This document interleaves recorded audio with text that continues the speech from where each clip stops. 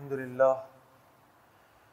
لله نحمده ونستعينه ونستغفره ونؤمن به ونتوكل عليه ونعوذ بالله من شرور أنفسنا ومن سيئات أعمالنا من يهده الله فلا مضل له ومن يضلله فلا هادي له ونشهد أن لا إله إلا الله وحده لا شريك له ونشهد أن سيدنا محمدا عبده ورسوله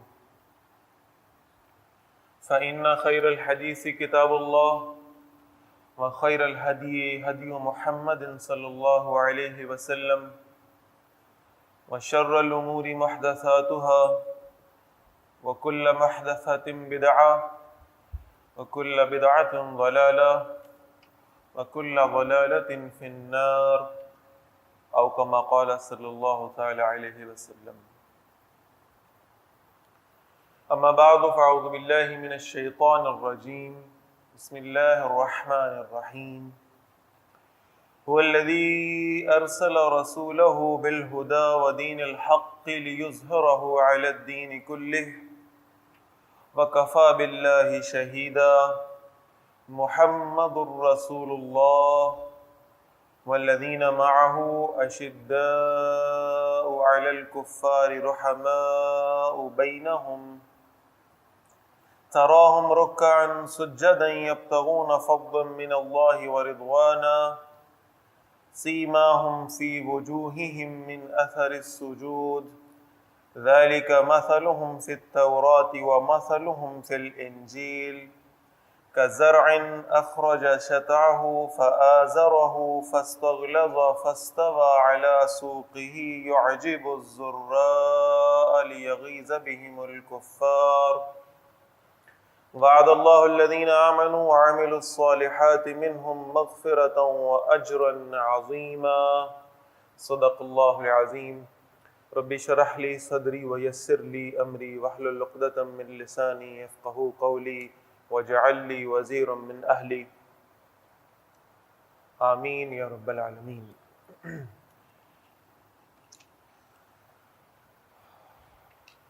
حضرات محترم،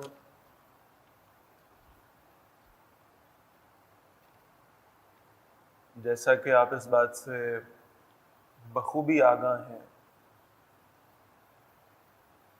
کہ سیکولرزم کے جو اثرات ہیں وہ ہماری سوسائٹی پر، ہمارے معاشرے پر ہر طرح سے عیاں ہو چکے ہیں، اور اس سیکولرزم کے کچھ اثرات بہرحال بڑے افسوس کے ساتھ کہنا پڑتا ہے کہ ہمارے مذہبی طبقے پر بھی مرتب ہوئے ہیں. یعنی ہمارا وہ دیندار طبقہ جو مذہب سے لگاؤ رکھنے والے ہیں، جو دین سے محبت کرنے والے ہیں، یا جن کے اندر روایت پسندی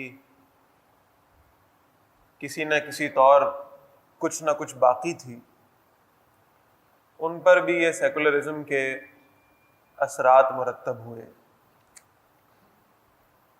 آج ان سیکولرزم کے اثرات میں سے صرف ایک کا تذکرہ کرنا مقصود ہے، اور اسی کے حوالے سے پھر ہم آگے ایک خاص جہت میں انشاءاللہ گفتگو کریں گے. ایک جملہ جو باقی بہت سارے جملوں کی طرح ہماری سوسائٹی میں اور ہمارے معاشرے میں عام ہو چکا ہے، اور اسے بہت زیادہ پذیرائی بھی مل رہی ہے، اور اگر آپ لاجیکلی دیکھیں تو محسوس ہوتا ہے کہ بہت خوشنما جملہ ہے اور بات بالکل ٹھیک کی جا رہی ہے. اور وہ جملہ یہ ہے کہ یہ نہ دیکھا جائے کہ کون کہہ رہا ہے، بلکہ یہ دیکھا جائے کہ کیا کہہ رہا ہے. کہنے والا جو بھی ہو، یہ دیکھا جائے کہ کیا کہہ رہا ہے. آپ ذرا خود پرکھیں کہ اس کی بات درست ہے یا نہیں ہے. اور اگر کہنے والے کی شخصیت کتنی ہی آلودہ کیوں نہ ہو، اگر آپ کی عقل اور سمجھ اور آپ کے فہم کے مطابق وہ صحیح بات کر رہا ہے تو پھر اس کی صحیح بات کو ہمیں اڈاپٹ کر لینا چاہیے۔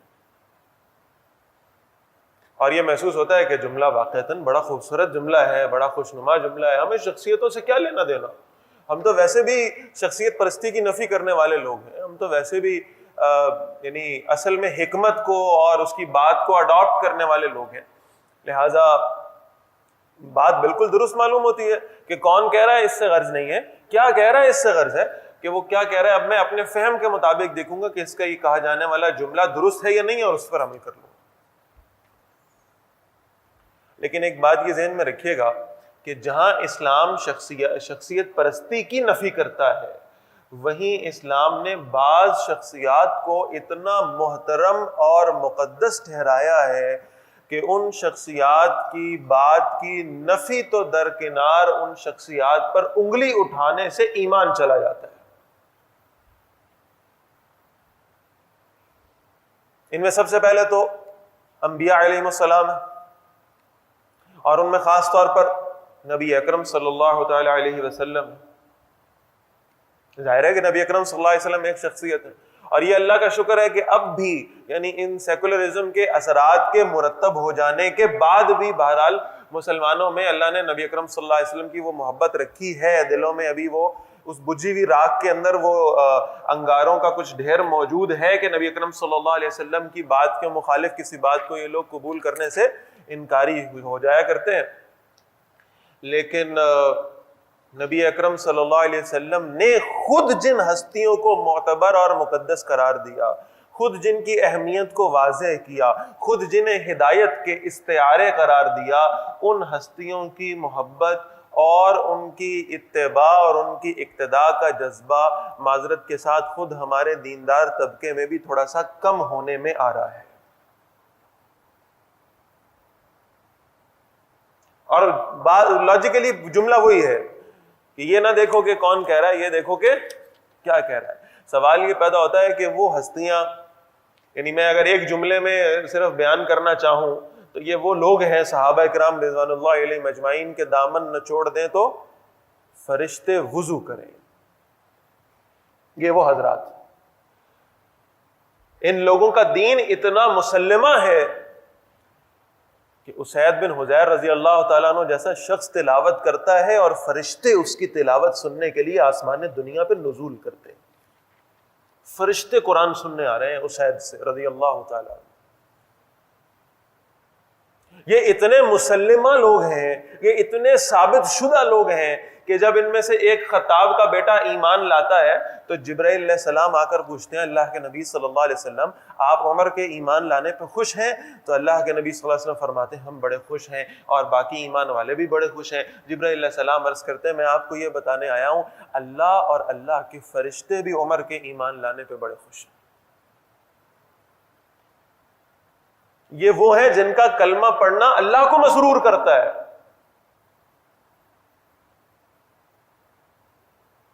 اور میں ایک جملہ کہوں تو شاید غلط نہیں ہوگا، یہ حقیقتاً وہ لوگ ہیں جو سلیکٹڈ ہیں، الیکٹڈ نہیں ہیں۔ یہ صحابہ کیا ہے؟ سلیکٹڈ ہیں، انہیں اللہ نے سلیکٹ کیا ہے۔ هو اجتباکم، اللہ نے تمہیں چن لیا ہے، یہ چنے ہوئے لوگ ہیں۔ یہ ایسا نہیں ہے کہ نبی صلی اللہ علیہ وسلم کے زمانے میں پیدا ہو گئے اور بس وہ یعنی آپ صلی اللہ علیہ وسلم سے متاثر ہو گئے تو ایمان لے آئے، ایسا نہیں ہے۔ یہ اللہ کے سلیکٹڈ لوگ ہیں، انہیں اللہ نے چنا ہے نبی اکرم صلی اللہ علیہ وسلم کی ہم رکابی کے لیے، آپ صلی اللہ علیہ وسلم کے ساتھ کے لیے اللہ نے ان لوگوں کو پسند فرمایا ہے۔ اور خود اس کا اظہار فرماتے ہیں محمد الرسول اللہ صلی اللہ علیہ وسلم۔ آپ صلی اللہ علیہ وسلم فرمایا اللہ نے انبیاء علیہم السلام کے دلوں کے بعد، یعنی انبیاء علیہ السلام تو سب سے اونچی ہستی ہیں، ان کے بعد اللہ نے پوری کائنات میں جتنے افراد موجود تھے یا آنے تھے یا آ چکے تھے، اللہ نے ان کے دلوں کو دیکھا اور ان میں سے سب سے بہترین دلوں کو پسند فرمایا، سب سے بہترین نفوس کو پسند فرما کر رسول اللہ صلی اللہ علیہ وسلم کا صحابی بنا دیا، حدیث کے الفاظ میں۔ لہذا اس بات میں کوئی شک نہیں ہے کہ یہ صحابہ کرام رضوان اللہ علیہم اجمعین یہ صرف اس امت کے بہترین افراد نہیں ہیں، بلکہ یہ انبیاء علیہم السلام کے بعد اس کائنات کے سب سے بہترین افراد، اس میں کوئی شک نہیں۔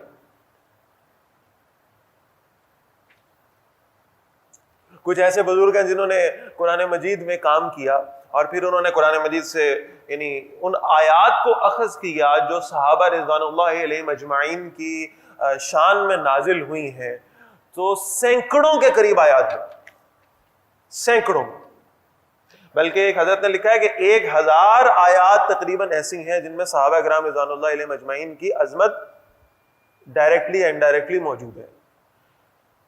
بہت آسان کام ہے۔ اگر قرآن مجید کہتا ہے اولئک هم الفائزون، اولئک هم المؤمنون حقا، یہ ہیں جو سچے مومن ہیں، یہ ہیں جو کامیاب ہونے والے، اولئک هم المفلحون، یہ فلاح پانے والے ہیں۔ اور پھر قرآن مجید بارہا کہتا ہے یا ایھا الذین آمنوا، یا ایھا الذین آمنوا، تو اس یا ایھا الذین آمنوا کا سب سے بڑا مصداق صحابہ رضوان اللہ علیہم اجمعین، اس لیے کہ 1440 سال بعد آنے والوں میں تو پتہ نہیں ایمان کتنا ہے اور کتنا نہیں ہے، یہ تو یا میں اپنے اندر جھانکوں تو معلوم ہوگا یا اللہ بہتر جانتا ہے، اور کتنا ایمان ہے اور کتنا نفاق ہے یہ بھی پتہ کوئی نہیں۔ لیکن صحابہ رضوان اللہ علیہم اجمعین وہ لوگ تھے کہ جو ایمان کے پکے تھے، جن کے ایمان پر مہر تصدیق لگائی ہے رسول اللہ صلی اللہ علیہ وسلم نے۔ اور پھر ان حضرات کی خدمات کیا تھی آپ اندازہ لگائیے، یعنی یہ میں نے سورۃ الفتح کا آخری بالکل رکوع جو ہے وہ آپ کے سامنے تلاوت کیا ہے۔ پہلے اللہ نے وہ مشن بتایا جو مشن رسول اللہ صلی اللہ علیہ وسلم کے ذمہ لگایا گیا، هو الذی ارسل رسولہ بالہدی ودین الحق لیظہرہ علی الدین کلہ۔ کس لیے بھیجے گئے ہیں رسول اللہ صلی اللہ علیہ وسلم؟ انہیں قرآن دیا گیا ہدایت کے طور پر، انہیں دین حق دیا گیا، اس لیے لیظہرہ علی الدین کلہ، تاکہ اللہ کے دین کو تمام ادیان عالم پر غالب کر دیں، نافذ کر دیں۔ اور اللہ کے اس دین کے غلبے کے اندر فرمایا وَكَفَى بِاللَّهِ شَهِيدًا، اور اللہ اس حق کو ثابت کرنے کے لیے کافی ہے۔ اس کے لیے اسباب کس نے مہیا کرنے ہیں؟ اللہ نے۔ میں ایک سادہ سوال آپ سے پوچھتا ہوں، کیا غزوہ بدر یہ دین کے غلبے کا ایک پورشن نہیں تھا یا نہیں تھا؟ غزوہ بدر میں فرشتے بھیجنے والا کون ہے؟ جی اللہ ہے نا۔ غزوہ بدر میں فرشتے کس نے بھیجے؟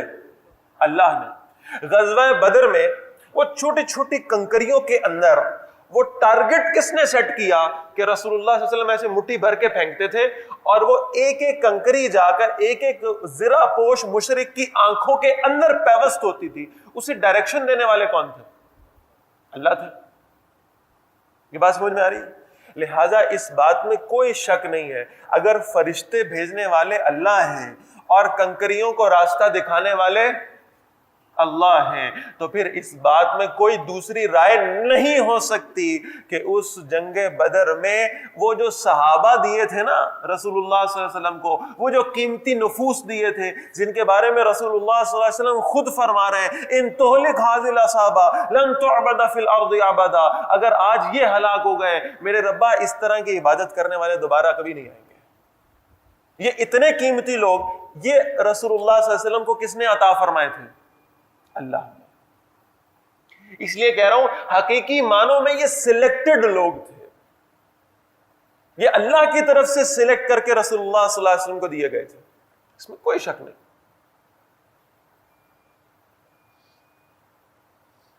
انہوں نے خدمات سر انجام دی ہیں، انہوں نے اس صحبت کا فائدہ اٹھایا۔ صحابی صحبت سے کس کی صحبت اختیار کی تھی؟ نبی اکرم صلی اللہ علیہ وسلم کی۔ ایمان کی حالت میں رسول اللہ صلی اللہ علیہ وسلم کی صحبت اختیار کی ہو اور ایمان کی حالت میں دنیا سے رخصت ہو گئے، اسے کہتے ہیں صحابی۔ اس سے صحبت ملی ہے کس کی؟ محمد الرسول اللہ صلی اللہ علیہ وسلم کی۔ میں صرف اس صحبت کی 2 مثالیں عرض کر دیتا ہوں، وقت بڑا مختصر ہے اور موضوع یہ بہت طویل ہے، لیکن بہرحال صرف 2 مثالیں جلدی جلدی میں عرض کر دیتا ہوں۔ پہلی بات آپ یہ سمجھیں نبی اکرم صلی اللہ علیہ وسلم مکہ سے مدینہ کی طرف سفر کر رہے ہیں، اور سفر کرتے ہوئے راستے میں ام معبد رضی اللہ تعالیٰ عنہ کے گھر پہ رکتے ہیں. وہ نہیں جانتی کہ یہ اللہ کے رسول ہیں صلی اللہ علیہ وسلم. اللہ کے نبی صلی اللہ علیہ وسلم پوچھتے ہیں اماں جان کوئی کھانے کو ہے کچھ؟ کہا جی آج تو کچھ بھی نہیں، بکریوں کا دودھ ہم استعمال کرتے ہیں، میرے شوہر ابو معبد جو ہیں وہ بکریاں لے کر گئے ہوئے ہیں چرانے کے لیے. ہاں وہ ایک کونے میں ایک بکری کھڑی نظر آ رہی ہے، وہ کیا ہے؟ عرض کیا کہ وہ جو بکری کھڑی ہے کونے میں یہ تو بانجھ ہے اور یہ دودھ نہیں دیتی، اس لیے میرے شوہر اس بکری کو چرانے کے لیے نہیں لے جاتے، یہی کھڑی رہتی ہے، جو ملتا ہے کھا پی لیتی.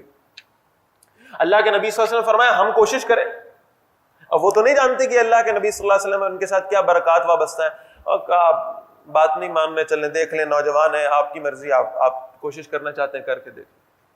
روایت میں آتا ہے شمائل ترمذی میں کہ اللہ کے نبی صلی اللہ علیہ وسلم نے اس بکری کے تھنوں کو ہاتھ لگایا، اور اس کے بعد تاریخ نے یہ دیکھا کہ ام معبد رضی اللہ تعالیٰ عنہ کے گھر کے برتن دودھ سے بھر گئے، دودھ آنا ختم نہیں ہوا. بات سمجھ میں آ رہی؟ حضرت شاہ جی رحمہ اللہ کہتے ہیں اللہ کے بندو، ایک بکری جانور ہے، اس کے تھنوں کو اللہ کے نبی صلی اللہ علیہ وسلم ایک مرتبہ ہاتھ لگا دیں اور اس سے دودھ کے چشمے رواں ہو جائیں، تو جس ابو بکر و عمر کو رسول اللہ صلی اللہ علیہ وسلم روزانہ اپنے سینے سے لگایا کرتے تھے، ان سے ہدایت کے چشمے کیسے نہیں پھوٹیں گے؟ ان مقدس ہستیوں سے قیامت تک آنے والے لوگوں کو ہدایت کیسے نہیں ملے گی؟ اسی لیے فرمایا اللہ کے نبی صلی اللہ علیہ وسلم نے اصحابی کالنجوم، میرے صحابہ تو ستاروں کی مانند ہے، بِأَيِّهِمُ اقْتَدَيْتُمْ اِهْتَدَيْتُمْ، تم ان میں سے جس کی اقتداء کرو گے ہدایت پا جاؤ گے. یہ آسمان پر چمکتے ہوئے ستارے ہیں. اور یہ بات ذہن میں رکھیے گا کہ آسمان پر ستارہ چمک رہا ہو، زمین پر اگر کوئی بہت بڑا چراغ چمکنے بھی لگے، دہکنے بھی لگے، تو وہ آسمان کے ستاروں کی روشنی کو کم نہیں کر سکتا. ایک مثال. دوسری مثال سمجھیں. ایک صحابی ہیں جن کا نام ہے حضرت انس بن مالک رضی اللہ تعالیٰ عنہ، معروف ہیں، اور ان کا عرف یہ ہے کہ اللہ کے رسول صلی اللہ علیہ وسلم کی خدمت میں انہوں نے 10 سال گزارے. 10 سال آپ صلی اللہ علیہ وسلم کی خدمت کرتے رہے. ایک روز اپنے کچھ دوستوں کو کھانے پہ بلا لیا. حضرات آ گئے، دسترخوان بچھایا گیا، کھانا لگا دیا گیا، سب نے کھانا کھایا. اور کھانا کھانے کے بعد عام طور پر جس طرح ہوتا ہے کہ دسترخوان پر کچھ سالن بھی گر جاتا ہے، اور یعنی کچھ ذرات گر جاتے ہیں، اور بعض حضرات ایسے بھی ہیں جو دسترخوان سے ہاتھ ہی صاف کر لیتے ہیں. تو بہرحال یہ کہ ان شارٹ کے وہ دسترخوان گندا ہو گیا. بات آ رہی سمجھ؟ جب کھانا ختم ہو گیا تو حضرت انس رضی اللہ عنہ نے برتن اٹھائے اور اس دسترخوان کو لپیٹا، اور اس کو لپیٹ کر تندور کی جلتی ہوئی آگ میں پھینک دی. کسی نے کہا انس کیا کیا؟ کپڑا ایسے ہی جلا دیا، اگر اس کو دھو لیتے تو صاف ہو جاتا. دوسرے نے کہا اچھا ویسے جتنے اس پہ داغ واغ لگ گئے تھے وہ داغ تو نہیں دھل سکتے تھے، چلو اچھا کیا، ڈسپوزیبل سا کپڑا تھا، ضائع کر دیا. یہ تو 1440 سال بعد آنے والے بدبخت لوگ ہیں جو کہتے ہیں داغ تو اچھے ہوتے ہیں. ان کی مت ماری گئی ہے. اچھا کیا آپ نے اس کو تندور میں پھینک دیا اور ختم کر دیا. حضرت انس رضی اللہ تعالیٰ نے یہ رائے سنی دونوں کی اور مسکراتے رہے، اور پھر انہوں نے ایسے کر کے ہاتھ ڈالا اور تندور میں سے وہ کپڑا باہر نکالا تو اس کپڑے کا ایک دھاگا بھی نہیں جلا تھا، بلکہ اس کے داغ بھی صاف ہو گئے تھے. سب حیران و پریشان ہیں، یہ کیسے ہوا؟ آپ نے تو ہماری آنکھوں کے سامنے اسے آگ میں پھینکا، یہ تو صاف ستھرا باہر آ گیا اور اس کا ایک ریشہ بھی نہیں جلا، یہ کیسے ممکن ہے؟ حضرت انس رضی اللہ عنہ نے مسکراتے ہوئے کہا اللہ کے بندو، ایک مرتبہ نبی اکرم صلی اللہ علیہ وسلم نے کھانا کھانا تھا اور میں نے اس کپڑے کو آپ صلی اللہ علیہ وسلم کے سامنے پیش کیا تھا ہاتھ صاف کرنے کے لیے. اللہ کے نبی صلی اللہ علیہ وسلم نے اس کپڑے سے اپنے ہاتھ صاف کر لیے تھے. وہ دن اور آج کا دن آگ اس کپڑے پر کوئی اثر نہیں کر سکتی. میں اسے آگ میں ڈالتا ہوں, آگ اس کا ایک ریشہ بھی جلا نہیں پاتی. اللہ نے اس پر آگ کو حرام کر دیا ہے جسے رسول اللہ صلی اللہ علیہ وسلم نے چھو لیا ہے. میں اسی بات کو دلیل بناتے ہوئے کہتا ہوں, وہ صحابی جو ایمان کی حالت میں تھا, جس نے رسول اللہ صلی اللہ علیہ وسلم کے ہاتھوں پہ ہاتھ رکھ کے بیعت کی تھی, جسے رسول اللہ صلی اللہ علیہ وسلم نے اپنے سینے سے لگایا تھا, جو روزانہ دن میں کئی مرتبہ آپ صلی اللہ علیہ وسلم سے مصافحہ لینا اپنی سعادت سمجھتا تھا, اللہ نے ان صحابہ پر جہنم کی آگ کو حرام کر دیا. اب انہیں آگ نہیں چھو سکتی.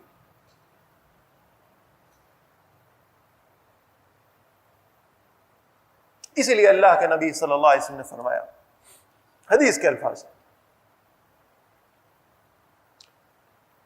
فرمایا من رآنی, جس نے مجھے دیکھا, جس نے میری زیارت کر لی, یعنی ایمان کی حالت میں جس نے رسول اللہ صلی اللہ علیہ وسلم کی زیارت کر لی, اسے یہ سعادت نصیب ہو گئی. او رآ من رآنی, یا جس نے اسے دیکھ لیا ایمان کی حالت میں, جس نے مجھے دیکھا ہوا تھا, یعنی رسول اللہ صلی اللہ علیہ وسلم کی زیارت پر بھی یہ اجر ہے, اور جس نے صحابی کی زیارت کر لی اس کا بھی یہی معاملہ ہے. فرمایا فقد حرم اللہ علیہ النار, اللہ نے اس پر جہنم کی آگ کو حرام کر دیا. رسول اللہ صلی اللہ علیہ وسلم کی زیارت کر کے بھی جہنم کی آگ حرام, اور اگر کسی نے صحابی کی زیارت کر لی یعنی تابعی بن گیا تو اس پر بھی جہنم کی آگ حرام. فیصلہ ہو گیا. پھر قرآن کہتا ہے وَكُلًّا وَعَدَ اللَّهُ الْحُسْنَى. ہاں, اس میں سے یہ ستارے ہیں نا, کوئی بڑی آب و تاب والا ہوگا, کوئی زیادہ چمکدار ہوگا, کوئی ذرا کم چمکدار ہوگا, لیکن ہیں سارے چمک والے, ہیں سارے روشنی دکھانے والے, اندھیروں والا کوئی نہیں ہے, راستے سے بھٹکانے والا کوئی نہیں ہے, سب ہدایت دینے والے ہیں. ان میں بڑے چھوٹے ہوں گے, ان میں فضائل اور مراتب کے اعتبار سے صحابہ کی کیٹیگرائزیشن بالکل ہوگی, اس میں کوئی شک نہیں ہے, لیکن وَكُلًّا وَعَدَ اللَّهُ الْحُسْنَى, ان سب کے ساتھ اللہ کا وعدہ حسنہ کا ہے. اور امت کے مفسرین کا اجماع ہے کہ اس آیت میں حسنہ سے مراد جنت ہے.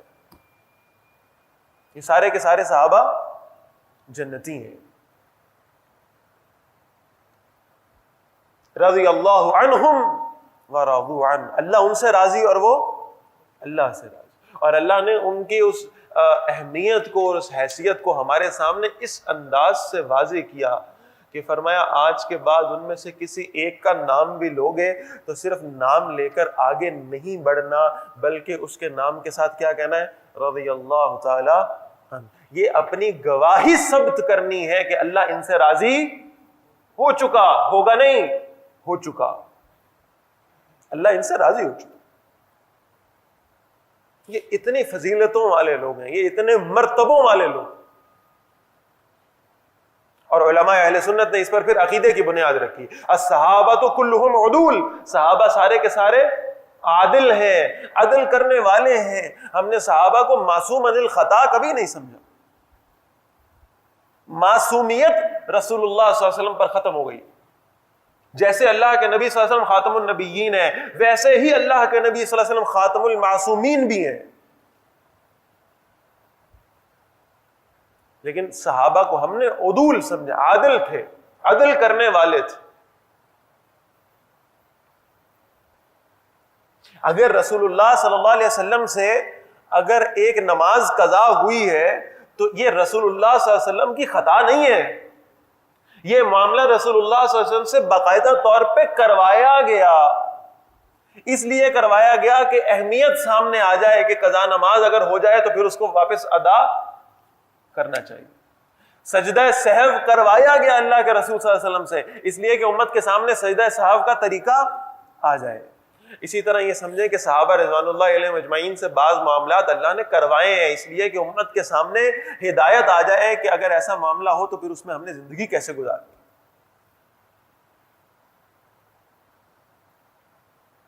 اس میں کوئی شک و شبے والی بات نہیں ہے کہ امت کے لیے ہدایت کے استعارے ہیں حضرات صحابہ کرام رضوان اللہ علیہم اجمعین. اور پھر اسی بنیاد پر اہل سنہ والجماعہ کے جو فقہا تھے انہوں نے اس عقیدے کو رواج دیا ہے کہ صحابہ رضوان اللہ علیہم اجمعین پر تنقید جائز نہیں ہے.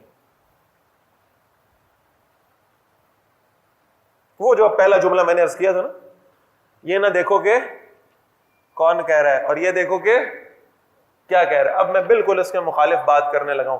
یہ دیکھو کہ کون کہہ رہا ہے، اگر وہ بات صحابہ رضوان اللہ علیہم اجمعین جیسی عظیم ہستیوں کی جانب سے آئی ہے تو میرا وہ فہم ہی نہیں ہے کہ میں ان کی رائے کو پرکھ سکوں. میرا وہ فہم ہی نہیں ہے، میرے پاس وہ سمجھ ہی نہیں ہے کہ میں یہ دیکھ سکوں کہ انہوں نے ٹھیک کہا ہے یا غلط کہا ہے. میرا وہ لیول ہی نہیں ہے، میرا وہ درجہ ہی نہیں ہے. مجھے ان کی اتباع کرنے کا حکم دیا گیا ہے، مجھے پیچھے چلنا ہے، مجھے پیروی کرنی ہے، مجھے نقل کرنی ہے ان حضرات کی اگر میں ہدایت پانا چاہتا ہوں تو.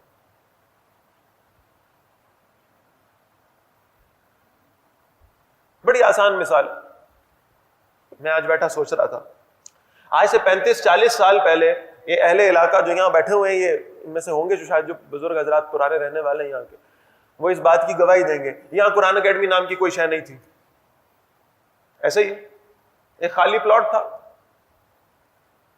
کوئی شخص یہاں آتا اور جوتے سمیت یہاں ساری جگہ پہ پھرتا رہتا تو اس کو کوئی گناہ، بولے بھائی، تھا یا نہیں تھا؟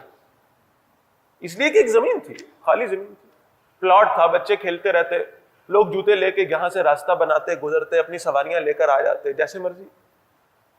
کوئی اگر فرض کرے کوڑا بھی پھینک جاتا تو کیا معاملہ تھا؟ اس لیے کہ اس وقت خالی زمین تھی.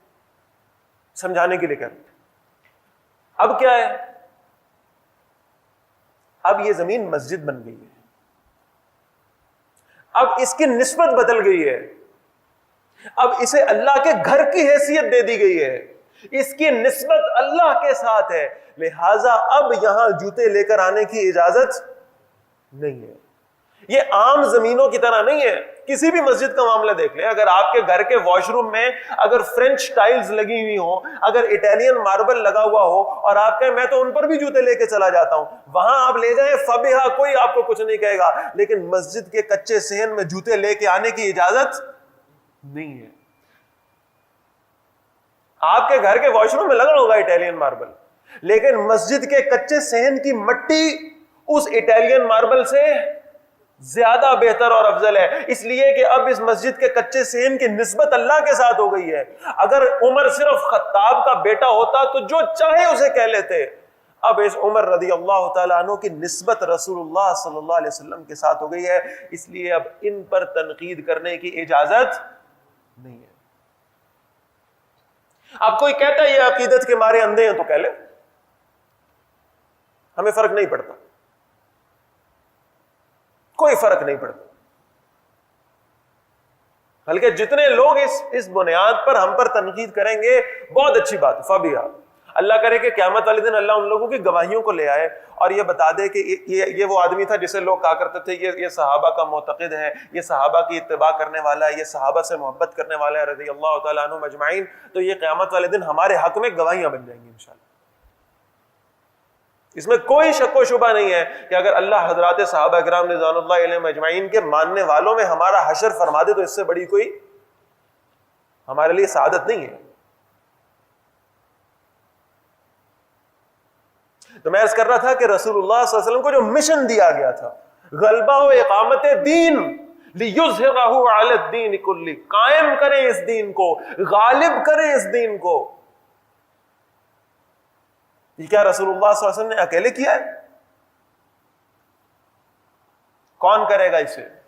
کون کرنے والے تھے؟ کس نے دین غالب کر کے دکھایا؟ فرمایا محمد الرسول اللہ صلی اللہ علیہ وسلم.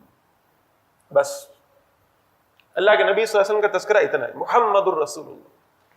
اس لیے کہ اللہ کے رسول تو پہلے بھی بہت آئے ہیں، لیکن رسالت یہ اپنے کمال کو پہنچی ہے، اپنے عروج کو پہنچی ہے نبی اکرم صلی اللہ علیہ وسلم کے دور میں. اس لیے اگر عیسیٰ علیہ السلام کو کہا ہے روح اللہ، اور موسیٰ علیہ السلام کو کہا ہے کلیم اللہ، اور اسماعیل علیہ السلام کو کہا ہے ذبیح اللہ، تو نبی اکرم صلی اللہ علیہ وسلم کے لیے اللہ نے جو لقب پسند فرمایا وہ ہے رسول اللہ. اس لیے کہ رسالت یہ بالکل اپنے کمال پر ہے محمد صلی اللہ علیہ وسلم کے دور. محمد الرسول اللہ والذین معہ، اور وہ لوگ جو نبی اکرم صلی اللہ علیہ وسلم کے ساتھ تھے، جنہوں نے اس غلبہ اقامت دین کی جد و جہد میں رسول اللہ صلی اللہ علیہ وسلم کے لیے اپنا سب کچھ لٹا دیا، سب کچھ لٹا دیا، کچھ نہیں چھوڑا.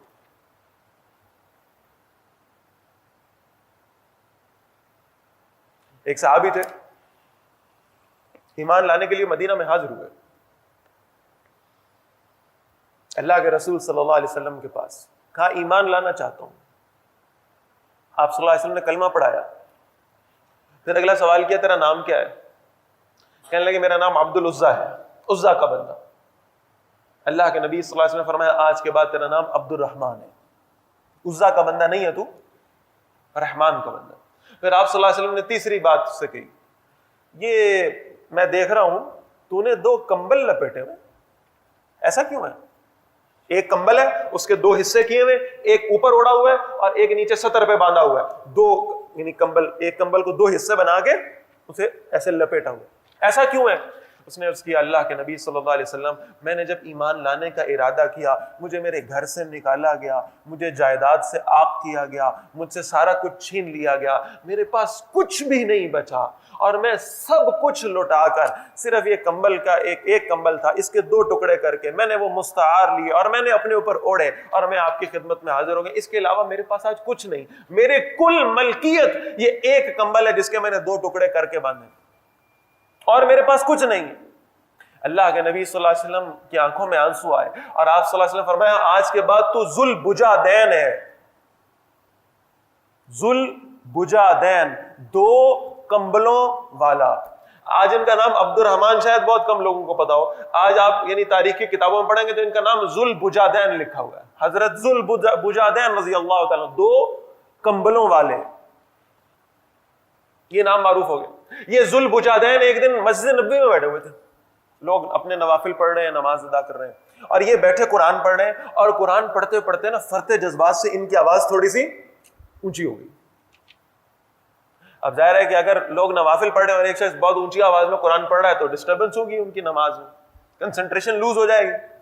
تو حضرت عمر رضی اللہ تعالیٰ بیٹھے ہیں، عمر فاروق رضی اللہ تعالیٰ عنہ، میرے بعد کوئی نبی ہوتا تو عمر ہوتا، اللہ کے نبی صلی اللہ علیہ وسلم نے فرمایا. وہ بیٹھے جن کا میں ابھی ذکر کر رہا تھا کہ ایمان لائے تو جبرائیل علیہ السلام نے عرض کیا اگر کہ اللہ اور اللہ کے فرشتے عمر کے ایمان لانے پہ بڑے خوش ہیں رضی اللہ تعالیٰ. وہ بیٹھے ہوئے مسجد نبوی میں، انہوں نے دیکھا کہ یہ ذل بجادین اونچی آواز میں تلاوت کر رہا ہے اور باقی جو لوگ نماز پڑھ رہے ہیں ان کی نماز میں ڈسٹربنس آ رہی. حضرت عمر رضی اللہ عنہ نے اپنے بالکل مزاج کے مطابق ذرا زور سے کہا آہستہ آواز میں تلاوت کر. اللہ کے نبی صلی اللہ علیہ وسلم فوراً متوجہ ہوئے. اب لاجیکلی یہ بات درست ہے نا کہ جب لوگ نماز پڑھ رہے ہوں تو اونچی آواز میں تلاوت کر کے ان کی کنسنٹریشن خراب نہیں کرنی چاہیے. لاجیکلی بات جو میں پہلا جملہ پھر دوبارہ آ رہا ہوں، یہ نہ دیکھو کون کہہ رہا ہے، یہ دیکھو کہ کیا کہہ رہا ہے. لاجیکلی تو یہ بات درست ہے کہ بھائی آواز آہستہ کر لو، لوگ نماز پڑھ رہے ہیں. عمر نے آواز آہستہ کر، لوگ نماز پڑھ رہے ہیں. اللہ کے نبی صلی اللہ علیہ وسلم متوجہ ہوئے اور آپ جملہ سن کے حیران رہ جائیں گے. وہ جو ہے نا کون کہہ رہا ہے اور کیا کہہ رہا ہے، یہ ختم ہو جائے گا معاملہ. اللہ کے نبی صلی اللہ علیہ وسلم نے فرمایا عمر ذل بجادین کو کچھ مت کہنا، یہ اپنا سب کچھ اللہ کے لیے لٹا کر آیا ہے، اگر تو اسے ڈانٹے گا تو اللہ تجھ سے ناراض ہو جائے.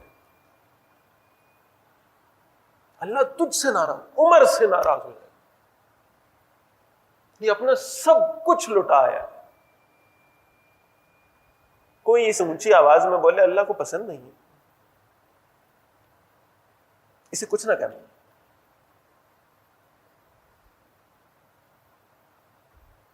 ہم شخصیت پرستی کے قائل بالکل نہیں ہیں، لیکن جن شخصیتوں کو اور جن ہستیوں کو خود اللہ اور اللہ کے نبی صلی اللہ علیہ وسلم نے محترم اور مقدس قرار دیا ہے، صحابہ کرام رضوان اللہ علیہم اجمعین وہ ہمارے لیے اس قدر مقدس ہیں. میں عقیدے کی بات عرض کرنے لگا ہوں. یقین کیجئے، اللہ کی قسم کھا کر کہتا ہوں، اگر دین میں سے صرف صحابہ کو نکال دو، نہ آپ کے پاس توحید بچے گی، نہ رسالت بچے گی، نہ قرآن بچے گا، نہ آخرت بچے گی، سب ختم ہو جائے گا. علی وجہ البصیرہ میں یہ جملہ کہہ رہا ہوں، سب ختم ہو جائے گا. نہ لا الہ الا اللہ بچے گا، نہ محمد الرسول اللہ بچے گا صلی اللہ علیہ وسلم. اس لیے کہ یہ قرآن مجھ تک کیسے پہنچا ہے، یہ جمع کس نے کیا ہے،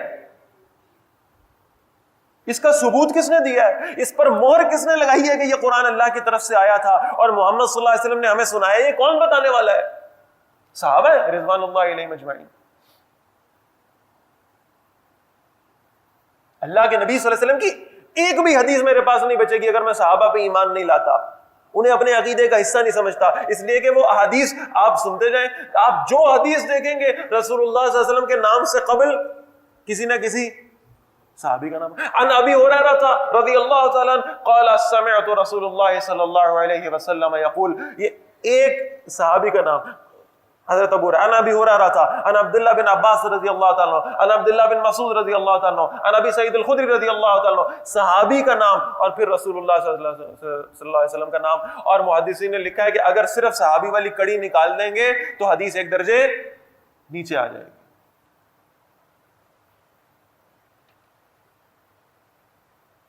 یہ ہے ان حضرات کی اہمیت. یہ ہمارے لیے ہدایت کے استعارے ہیں، یہ ہمارے لیے مشعل راہ ہیں، یہ ہمیں ہدایت کا راستہ دکھانے والے ہیں. ان کی اتباع کیے بغیر ہدایت کے راستے پر چلنا صرف خواب ہی ہوگا، اس کے علاوہ کچھ نہیں ہوگا. اپنے آپ کو ایک طفل تسلی دینے کے مترادف ہوگا. ہم جب تک صحابہ رضوان اللہ علیہم اجمعین کی عزت، ان کا احترام، ان کی محبت، ان کے تقدس کا خیال نہیں کرتے، ہم اپنے دین کو نہ صحیح طریقے سے سمجھ سکتے ہیں اور نہ اس پر عمل کر سکتے ہیں. اس لیے کہ رسول اللہ صلی اللہ علیہ وسلم نے خود فرمایا تھا، علیکم بسنتی، میری سنت کے اوپر رہنا، میری سنت کی پیروی کرنا، وسنت الخلفاء الراشدین المہدیین، اور میرے خلفاء راشدین جو ہدایت یافتہ ہیں ان کی سنت کی پیروی کرنا. تم فتنوں کے دور میں بھی محفوظ رہو گے، تمہارا ایمان بچ جائے گا. تو یہ وہ لوگ ہیں جو جن کی ہمیں اتباع بھی کرنی ہے، جن سے ہمیں محبت بھی کرنی ہے، جن کے ہمیں پیچھے بھی چلنا ہے. اللہ تعالیٰ ہم سب کو ان صحابہ اکرام رضوان اللہ علیہم اجمعین سے محبت کرنے کی توفیق عطا فرمائے، اور اللہ تعالیٰ ہم سب کے دلوں میں یہ جذبہ پیدا فرما دے کہ ہم اپنی زندگیوں کو ان کی زندگیوں کی روشنی میں، ان کی سیرت کی روشنی میں ڈھال سکیں. یہ بہرحال ہماری قوم کا المیہ، میں پہلے بھی کئی دفعہ کہہ چکا ہوں کہ ہمارے نوجوان سے پوچھے نا کہ ورلڈ کپ میں کون کون سے میچز چل رہے ہیں، کس ٹیم کی کون سی پوزیشن ہے، سب سے زیادہ وکٹ ٹیکر کون ہے، سب سے زیادہ رنز کس نے بنائے ہیں، کس کی ایوریج کتنی چل رہی ہے، یہ ساری باتیں ان کو معلوم ہیں، ساری باتیں معلوم. پوچھ لیں بھئی اداکار آج کل کون سا ان ہے، کس کی فلم آ رہی ہے، کس کا ڈرامہ آ رہا ہے، کون سا جو ہے وہ باکس آفس کے اوپر ہٹ دے رہا ہے، کون معلوم ہو. کھلاڑیوں کی زندگیاں معلوم ہیں، ان کو فالو بھی کرتے ہیں. لیکن کبھی میرے ان نوجوانوں سے پوچھو کہ وہ جو 10 لوگ ہیں عشرہ مبشرہ جن کے بارے میں اللہ کے نبی صلی اللہ علیہ وسلم نے مہر لگائی تھی، یہ جنتی ہیں، جنتی. ان 10 کے نام تو سنا دو. تو میرا خیال ہے شاید 4 سے آگے شاید ہی کوئی بڑھ پائے، شاید. یہ بھی شکر ہے کہ 4 کے نام یاد ہیں الحمدللہ، لیکن ان 10 لوگوں کے نام یاد نہیں. اگر مجھے اپنی کرکٹ ٹیم کے 11، برا نہیں ماننا میری بات کا، اگر مجھے اپنی کرکٹ ٹیم کے 11 لوگوں کا نام یاد ہے اور عشرہ مبشرہ کے 10 کا نام یاد نہیں ہے، تو مجھے ذرا دیکھنا چاہیے کہ میرے ایمان کا لیول کیا ہے.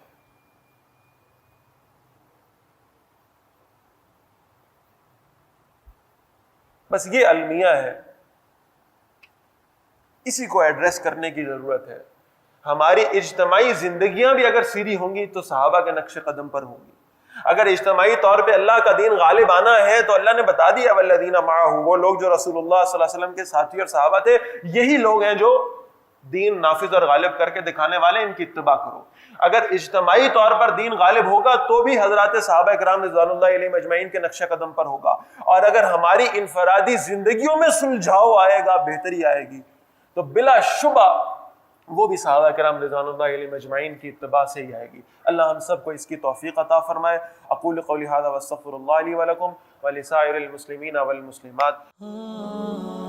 خليل بالقرآن هو إمامنا على هداية الله آمتنا، كلام ربنا هدايتنا، عطاء جبريل على رسولنا.